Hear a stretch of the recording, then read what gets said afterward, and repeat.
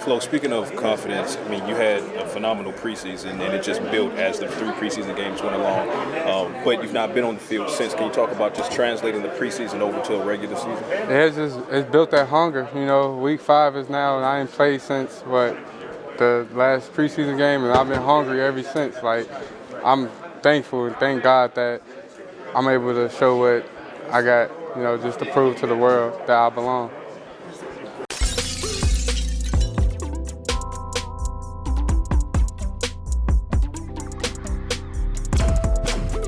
Yo, what's going on, Cowboys fans? It's your boy, Fuster King. As always, thank you all for liking, sharing, and subscribing. I can't do this without you guys.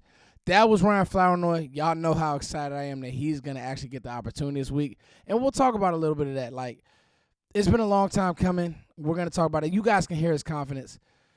I'm excited. But before we get to all of that, and before we get to how I think that this offense can attack this defense, because I do think that the Cowboys have some advantages if they actually play to their strengths, I want to talk about BetUS. Thank you, BetUS, for sponsoring this channel. Thank you for sponsoring this video. Listen, this week, the Cowboys-Steelers line is basically a pick 'em. The Steelers are 1-point favorites.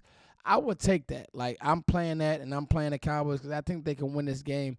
And I think that as I talk through this video, you guys will kind of see why I say that. But BetUS has all your betting needs. Thursday Night Football tomorrow night. Listen, that's going to be a great game between the Bucs and the Falcons. I think that NFC South matchup is going to be really good football. So you guys check out BetUS, all your betting needs. There's some really good matchups in the NFL this weekend, and I think that, man, get those plays in. They take care of everything. The website is really easy to navigate. And like I said, even if you're just here for the Cowboys, and if you want to check on that bet and a few of the over, the under, the props in that game, definitely do that. BetUS. Thank you for sponsoring this video. Now, I got notes. A little bit of scribble. I was trying to get the pen to work, but I got notes, y'all. Let's talk about this Cowboys offense versus the Steelers defense, and it's very, very interesting. But before we do that, I want to talk about Brandon Cooks not being available. I want to make this very clear. You hate to see a player injured. Nobody wants to see anybody injured. I definitely don't. But I got to be honest. What production are we really missing with Brandon Cooks not being there?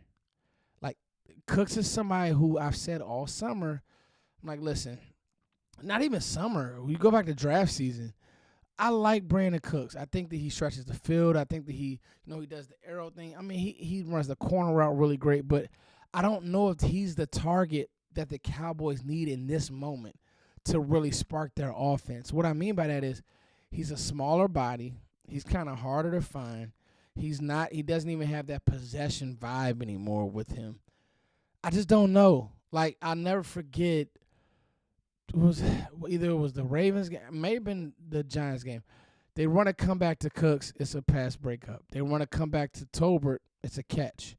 And I know everybody's upset with the stop routes and the comebacks, but I think some of that is Mike McCarthy calling it because he sees how the tackles are playing. And by the way, the tackles pressure rate actually wasn't bad, but that's because Mike is calling an offense to get the ball out of his hands quick. But anyway, I say all that to say, Ryan Flournoy, and hearing him talk, and he said, man, I got this. It's on film. It's on film. Every opportunity the kid got, he made plays. Some kids, it doesn't matter where they're drafted, and, like, he embraces that, man, hey, I was a late-round pick, and, like, he has that type of vibe with him. You have to give him a shot. I thought that he should have got a shot earlier in the year. The only reason why he probably hasn't, I won't even say probably why he has not gotten a shot, is because of the seniority, vibe that the Cowboys have, kind of wait your turn. I mean, they kind of tried that crap with Cooper Beebe, but it was so obvious how much better Beebe was than Brock Hoffman, you had to play him. But, guys, I'm preaching some good stuff here. Ryan Flournoy is confident. Ryan Flournoy knows who he is. He said it. I mean, watch the interview. He said, I've been waiting for this moment. I'm practicing. I'm locked in with Dak. Let's roll. Y'all gonna see. Like, that's him saying, y'all will see. And his vibe, his energy gives off this type of energy that he's confident. He knows who he is. To me, I think it really could be a blessing in disguise. And this is the type of game that could be a get-right game not only for the offense, but for a player like Flournoy. So let's talk about the Cowboys attacking this Steelers defense, because I do think it could be attacked. All week I watched the Steelers defense go against the Colts offense. I watched the TV copy, then I watched the All 22, and I was just looking for little keys, little tells, little things that I could see within the film. Well, say, oh, this is interesting. Oh, that's interesting. So you talk about the Steelers front. Watt, Benton, Cam Hayward, those guys are good. Running the ball may be tough sledding because those guys, they just don't go anywhere. They don't move. If you try to run at them, it's really tough. And Jonathan Taylor, he had a few runs, but even with him, it was tough. I mean, it's just tough sledding. The Colts have a really good offensive line. I mean, Nelson is really good.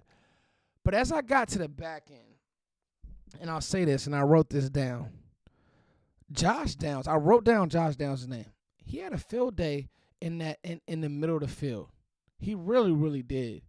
Steichen did a great job attacking those linebackers.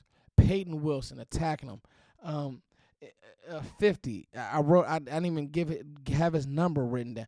50. I mean, and to be honest with you, there's a lot of Steelers fans who feel a certain way about Queen. I didn't see Queen being awful on film. There was one play, there was a slant, there was an end breaker, and Queen was kind of late, and I saw him point to his DB. But I was like, this is interesting. And so if it's me in my game plan, if I'm Mike McCarthy, CD is in the slot. They don't have corners with the ability to travel. They just don't. And so CD, Jake Ferguson operate over the middle of the field. CD, Jake Ferguson, you guys, that is your operation over the middle of the field. What that does is it tells you how they're going to roll and use Minkah. And I think that they've built enough trust now with Tolbert that if he's singled, even if it's against Joey Porter Jr., you take your shots.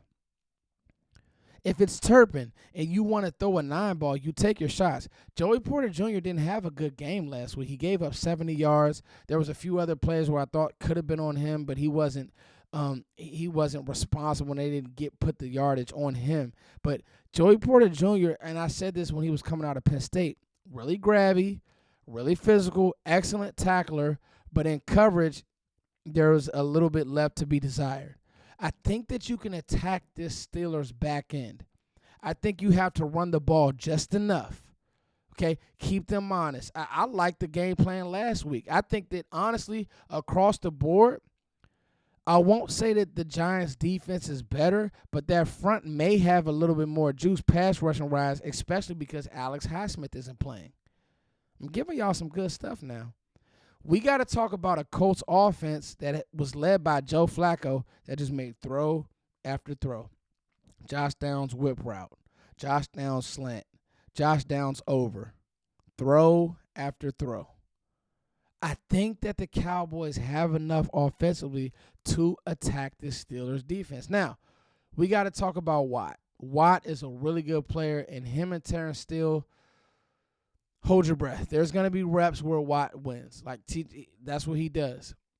But I also think that there will be times that, because they play that kind of 3-4 off-ball, stand-up backer deal, where you can actually take advantage of that with some leaks, some chips, and then just get into the flats because, again, their linebackers do not run well.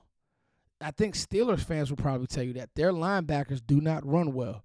So this offense, for me, if there's one thing that I want this offense to do, is live over the middle of the field. Porter and those guys are going to stay on the edges with that cover 3 kind of vibe. They don't blitz a lot, but Dante Jackson and cover and Joey Porter just aren't two corners that scare me and scare Dak Prescott to me. They don't change it's not like they're doing the Flores stuff where they're showing one defense and then bailing out and then showing something. They're not doing any of that. They kind of are who they are, really big and stout up front and with their front 4. But then the back end, I just felt like some things were left to be desired. Now, Minkah Fitzpatrick is really good. Patrick Crean can run. Everything else, I mean, I know we love Peyton Wilson coming out of the draft, but I just wasn't that impressed. They ran a Texas route. They ran 2 Texas routes in this game, one where they attacked Wilson and one where they attacked 50, and both of their feet just looked like it was in mud.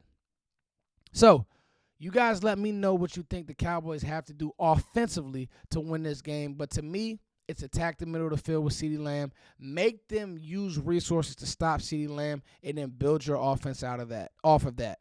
You guys let me know what you think. It's your boy, Foots the King, as always. Thank you guys for liking, sharing, subscribing. Like I said, Ryan Flournoy, I feel so good that Ryan Flournoy is playing. I can't tell you. Because, again, with a game plan like this, right, where CeeDee's working the middle, and I've liked CeeDee this year on the edge a lot too, but because the matchup says that they don't have a guy that can run with him on the inside, you take that matchup. Now with Flournoy, all he has to do is win end breakers, and he did that all preseason, and he did it well. I think that's why he's so excited as well. Y'all can just see how passionate I'm about it, because I'm telling you, this guy is going to catch everything thrown to him, and he's fast and he's physical.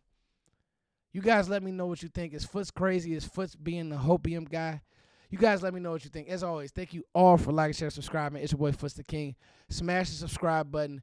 BetUS, thank you for liking. You guys obviously like what I do. You guys like this video. But thank you, BetUS, for sponsoring this video and helping sponsor the channel. All right, peace.